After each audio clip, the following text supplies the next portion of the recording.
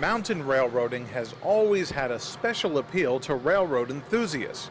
Beautiful scenery and rugged operations keep photographers coming back again and again. In central Washington state, there is a railroad that has long been of interest to train watchers, the Burlington Northern Santa Fe's line over Stevens Pass. The BNSF Stevens Pass line was originally part of the Great Northern Railroad, whose main line went from Minneapolis-St. Paul to Seattle. The GN was the result of the vision and persistence of one man, James Hill.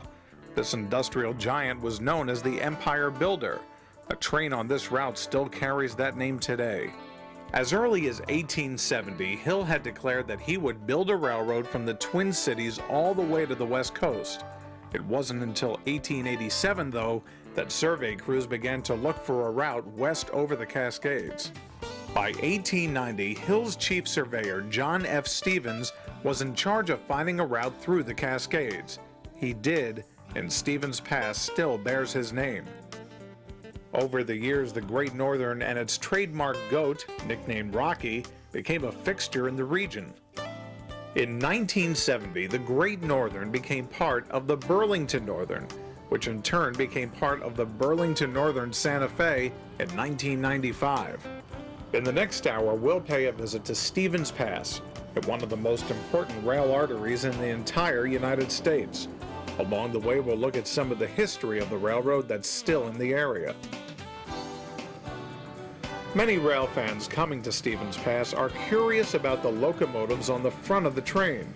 Although a variety of models can be found at work here, by far the most common is the SD40-2, which was built by GM's Electromotive Division between 1972 and 1980.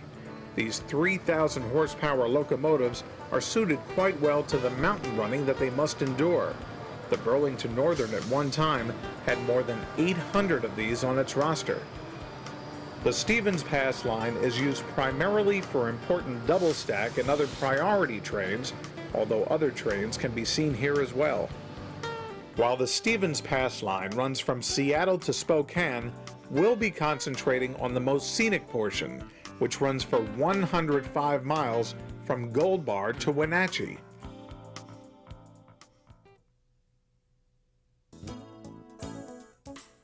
Gold Bar is at the base of the Cascades, 61 miles from King Street Station in Seattle. It's a small mountain community and a perfect place to begin our visit. Although there are mountains all around, for now the railroad is in the Skykomish River Valley with a grade of only 1%. The weather in Gold Bar, in fact the entire region, is often much like this, cloudy and wet. But fear not, the following shot of Amtrak's westbound Empire Builder descending the 1% grade while crossing the Skykomish River is the only rainy shot in our entire presentation.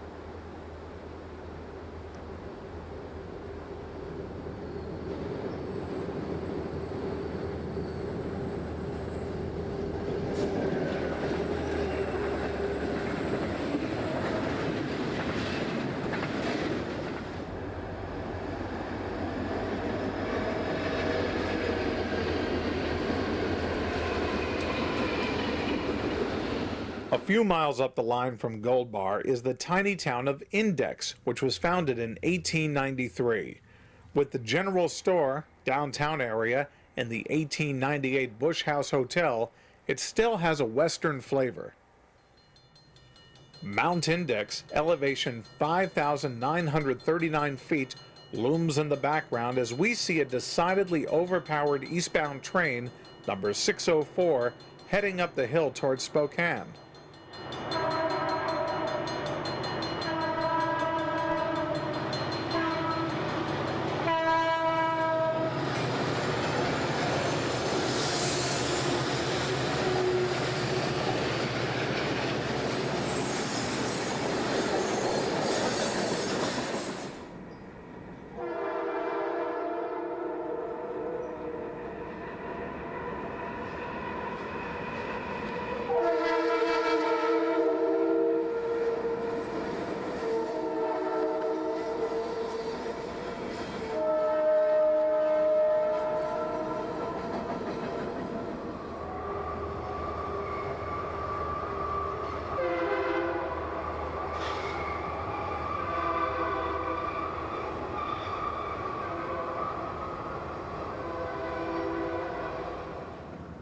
East of Index, we see 6,125-foot Mount Bering in the background as train number 3 heads west through Bering.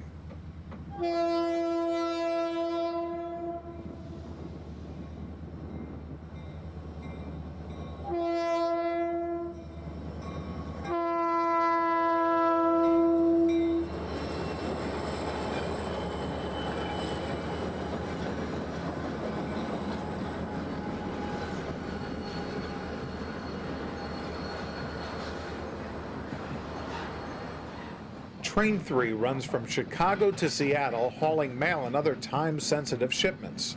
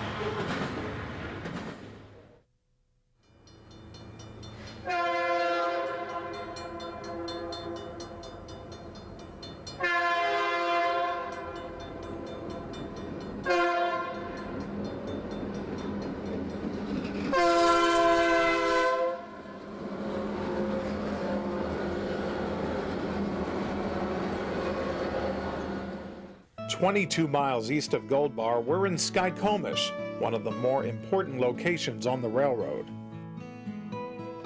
Located here is one of the few depots still in use on this line, as maintenance crews still call it home.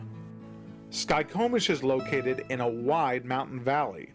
Here the Great Northern found a place wide enough and flat enough to locate a small yard and passing track.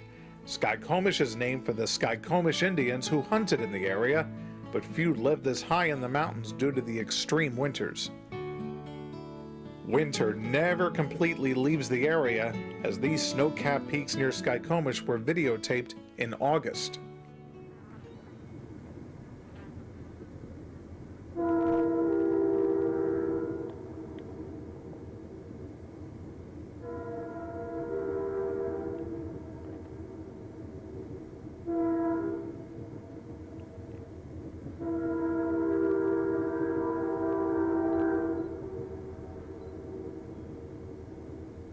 Although the railroad has been here since 1893, the town really didn't get going until about 1899.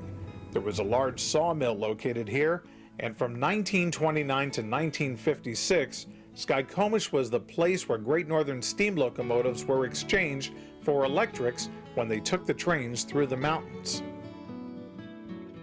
A small part of the Great Northern lingers here today, as caboose number 228 is still in town, owned by a local rail fan.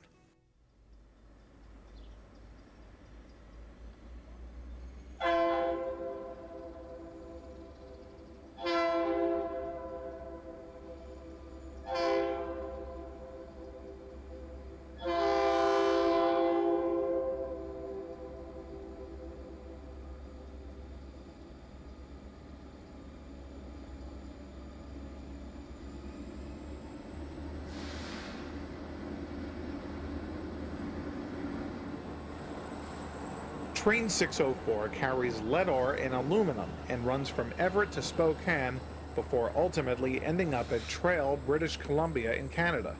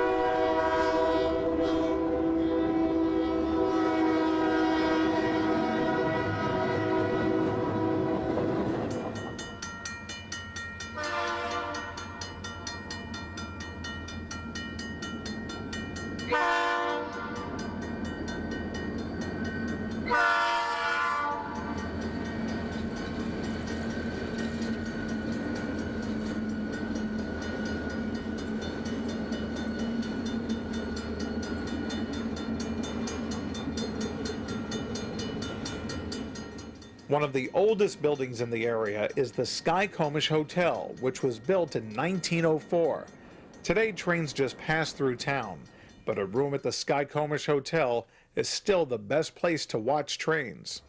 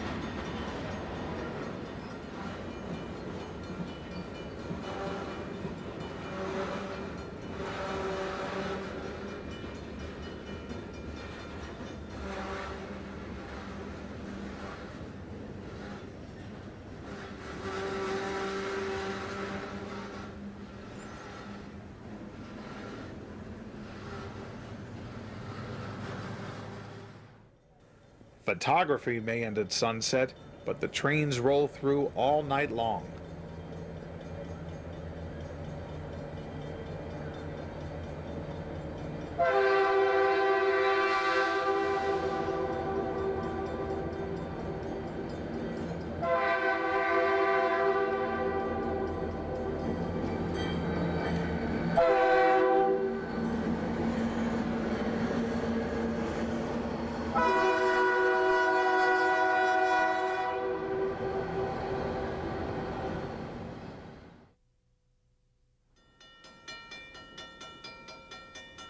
One of the more interesting trains to pass through Skykomish is train number 21, which runs westbound.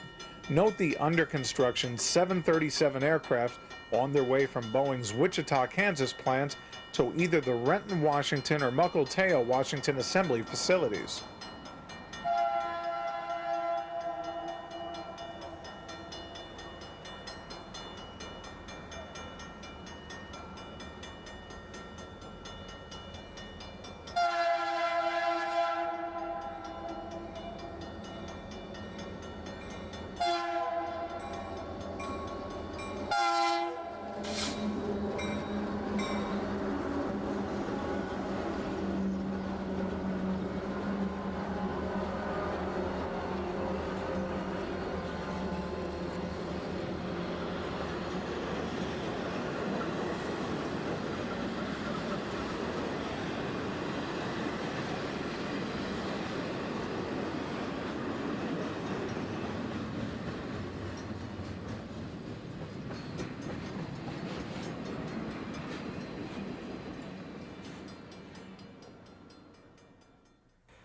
Another piece of railroad equipment of note here in town is this spreader plow.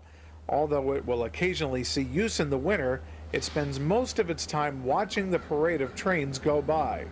Here we see the westbound number 3 with the rare passenger unit, 1968 built Santa Fe FP 45 number 97, running as the second unit.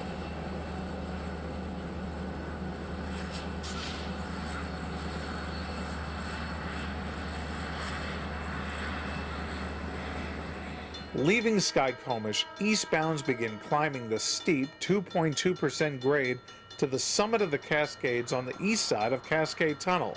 Even the most important double-stack priority trains crawl through this area.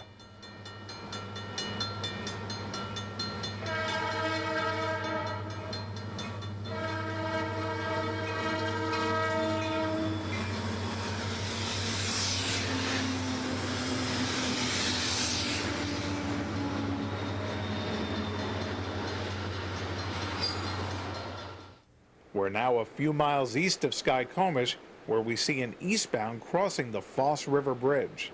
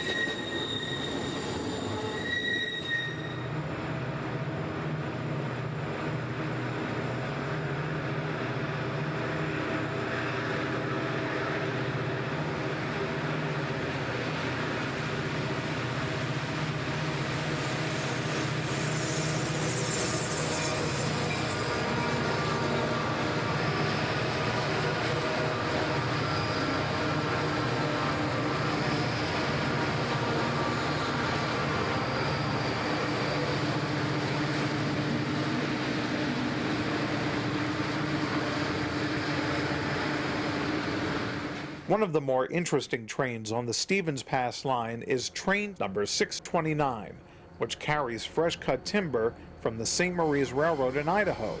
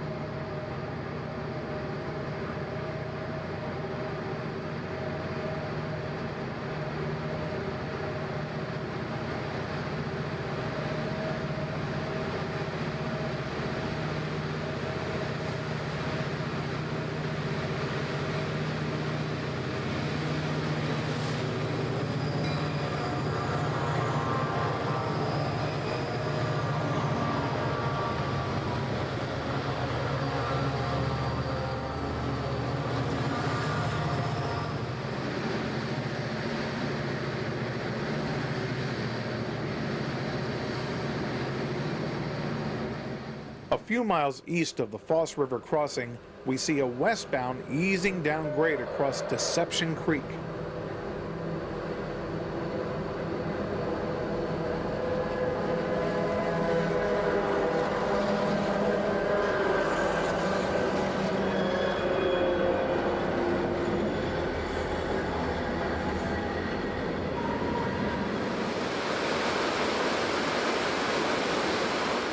A short distance away on U.S. Highway 2, there is a nice rest stop where tourists can view Deception Falls.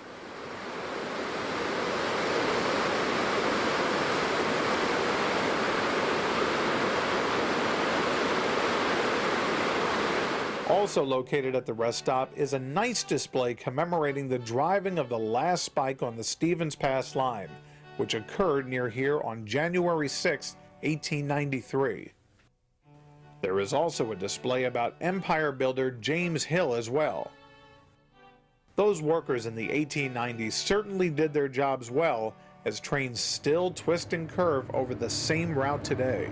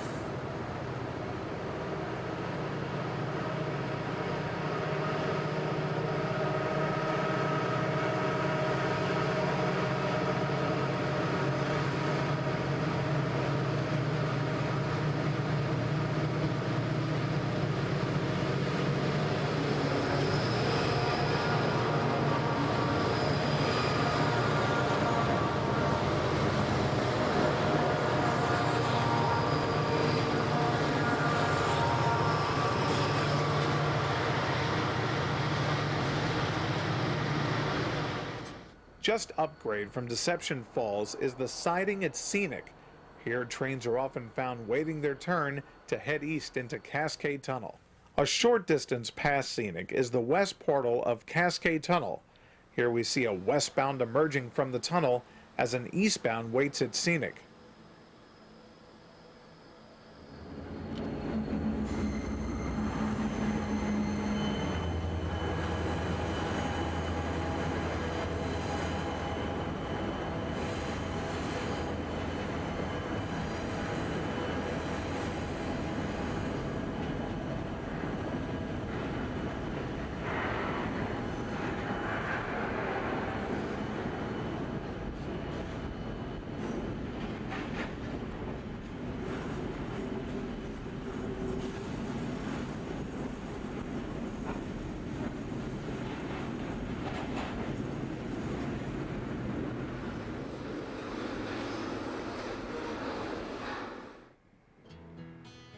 open on Christmas Eve of 1928, the nearly 8-mile-long tunnel replaced an older Cascade Tunnel and miles of snow sheds.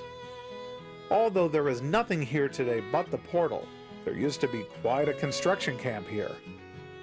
Immediately adjacent to the rail tunnel is the Pioneer Tunnel, which was used during the construction of the larger tunnel.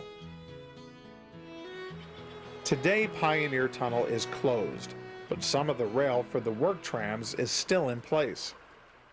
At the west portal, it is not unusual to see the exhaust from a train preceding it by several minutes, as the big fans at the other end keep fresh air blowing past the locomotives.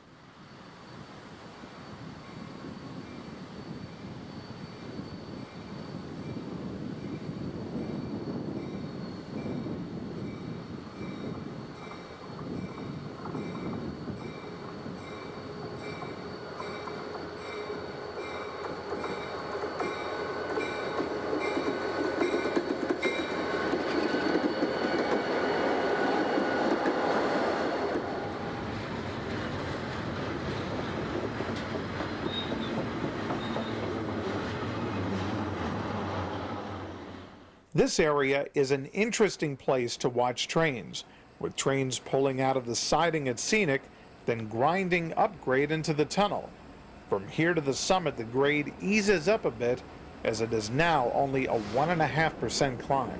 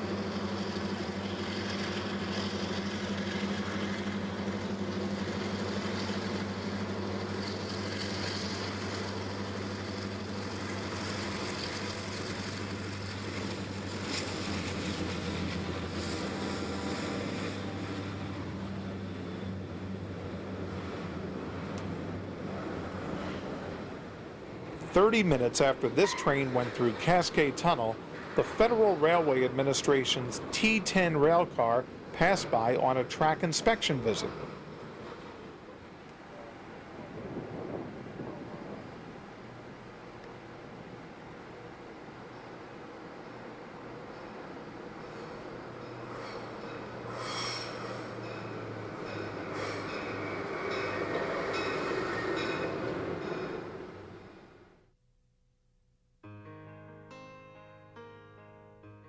The current route over Stevens Pass through Cascade Tunnel is certainly an engineering marvel. However, for 36 years before the tunnel was opened, there was another impressive route over the Cascades. Instead of tunneling under the mountain near Scenic as it does now, it took a long, winding climb along the edge of Windy Mountain. Even though the line had several snow sheds and tunnels, brutal winters wreaked havoc on the railroad, and forced its eventual relocation and abandonment in 1929. Today, one can hike over much of the old roadbed by taking a hike along the Iron Goat Trail. The trail covers several miles, and some of it is even open to wheelchairs. It's been over 65 years since the railroad was moved, and today it's often hard to tell that a railroad ever went through here, as most of the wooden snowsheds and bridges have collapsed. One can only imagine what it was like to ride through Tunnel 14, Tunnel 13.5, or Windy Point Tunnel. After rounding Windy Point, the line snaked along the side of the mountain until it passed under the massive snowsheds at Wellington. It was here in 1910 that a terrible avalanche swept away 2 passenger trains and a rotary snowplow train, costing 96 lives, one of the worst railway disasters ever. Wellington was also the location where the original railroad climbed over the mountain in a series of 8 switchbacks, literally seesawing up and down the mountain. This was a temporary arrangement lasting only 8 years. At that time, the original Cascade Tunnel was opened. This bore was just over 2.5 miles in length, but it did cut out the dangerous climb over the mountain. Today, all of the activity is at the current Cascade Tunnel. It is here at the east portal that the giant fans blow fresh air into the tunnel. The large door ensures that the airflow will be toward the west. During our visit, the ventilation system was being upgraded.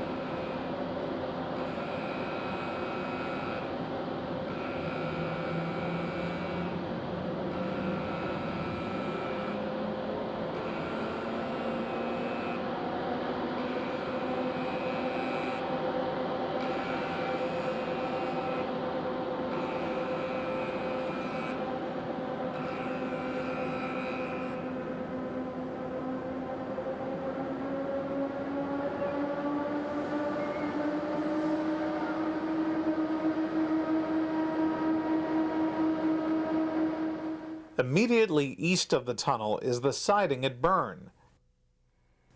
At Bern, one often finds trains waiting for the tunnel door to open, as it takes 30 minutes to clear the fumes out of the tunnel from the last train. Crews don't like to stop here because the train is stopped on the 2.2% grade. Here we see train number 3 departing Bern westbound after receiving permission to enter the tunnel.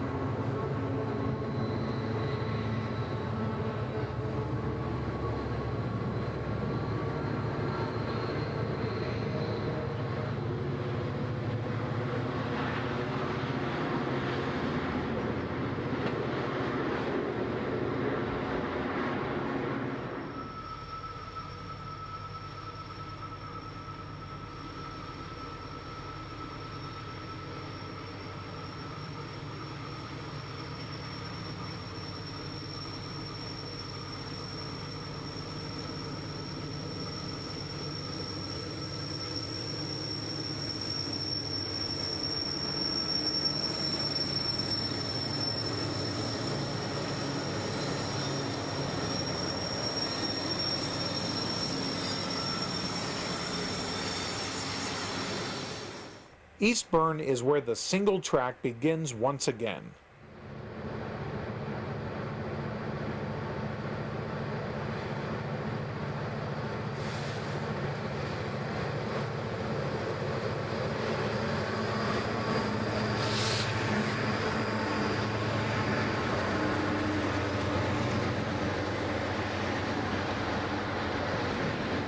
Just around the bend from Burn is the tunnel and trestle at Gaynor.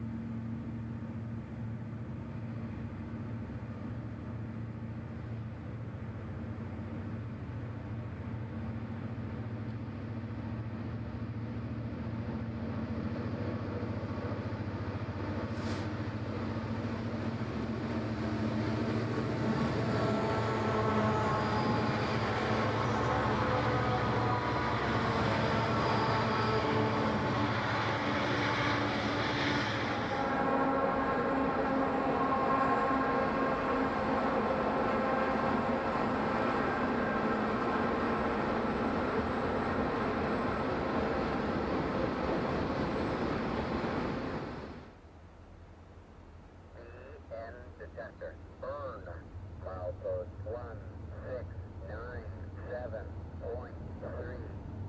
No defect. Repeat, no defect. Burn, out.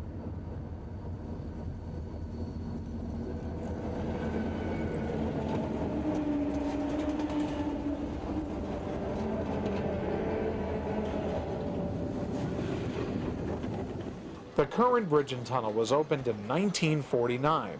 Prior to that, the railroad curved around the mountain.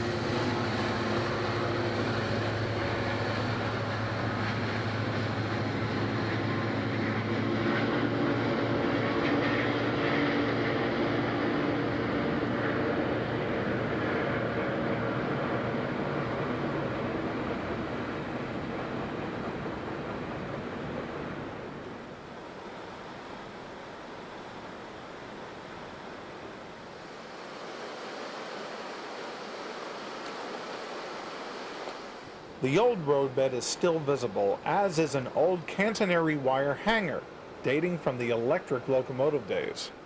This area is interesting from trackside, but to really get a feel for the area, one should climb up the Rock Mountain Trail. Up here, one can get a panorama of the railroad.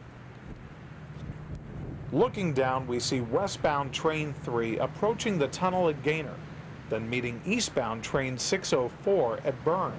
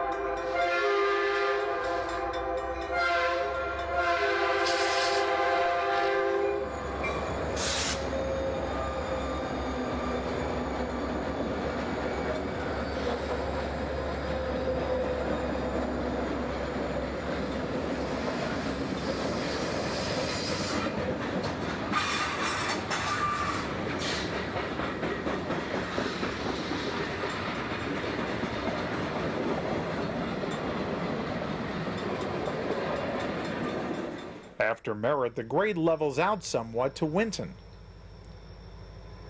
At Winton Tunnel, we see the westbound Merritt local on its way to the lumber plant at Winton.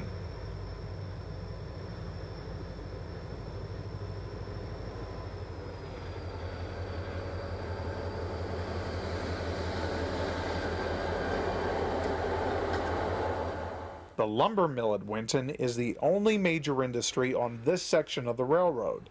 The local will spend about an hour switching here. 2 cars. 1 more.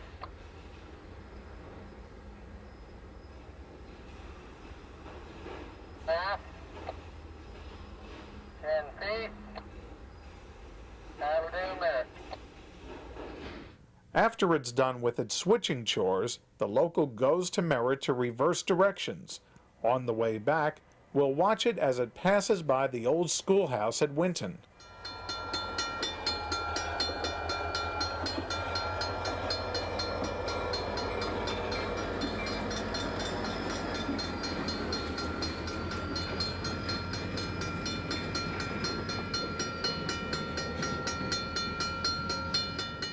The local has picked up its loads at the lumber mill and is returning to Wenatchee.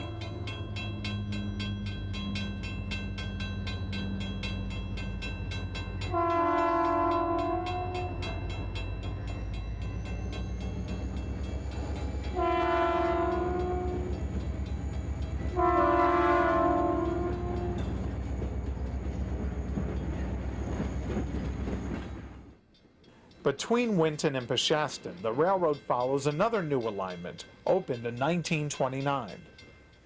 Prior to that, the railroad followed a route through Tumwater Canyon.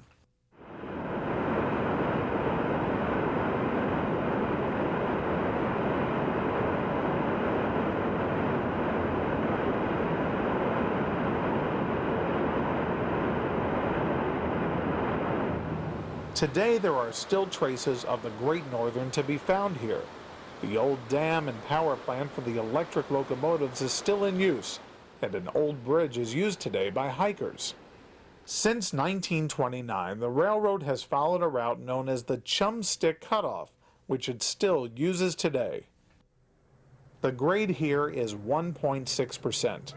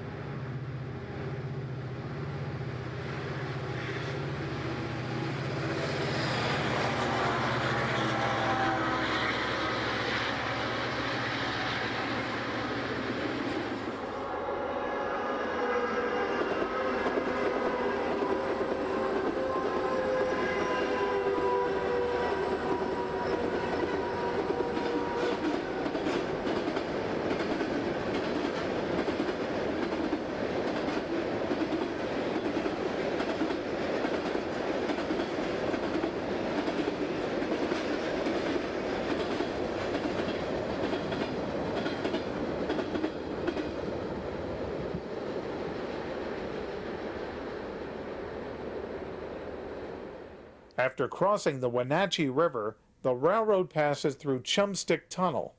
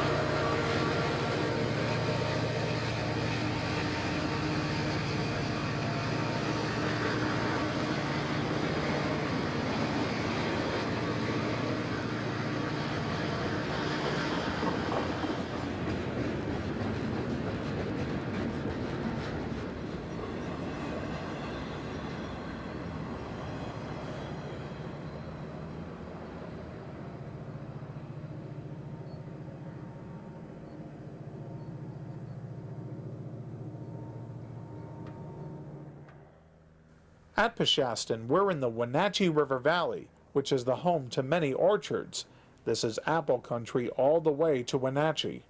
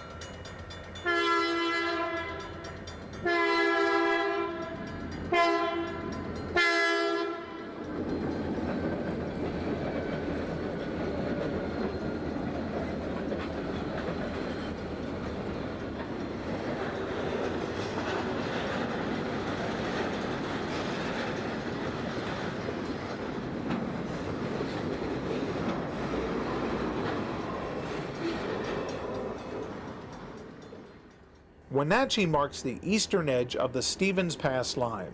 It's 166 miles by rail from Seattle. From here, the railroad follows the flatter terrain of eastern Washington to Spokane.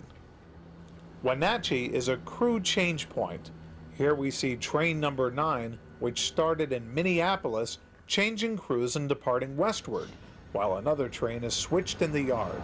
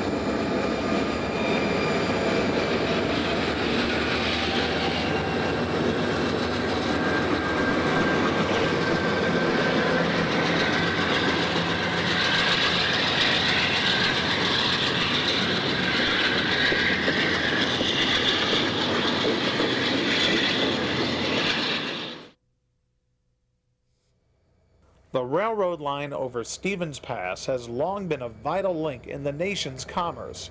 As we see Train 28 starting on the grade at Scenic on its way to Chicago, we get one more glimpse of one of the more interesting railroad lines in the West.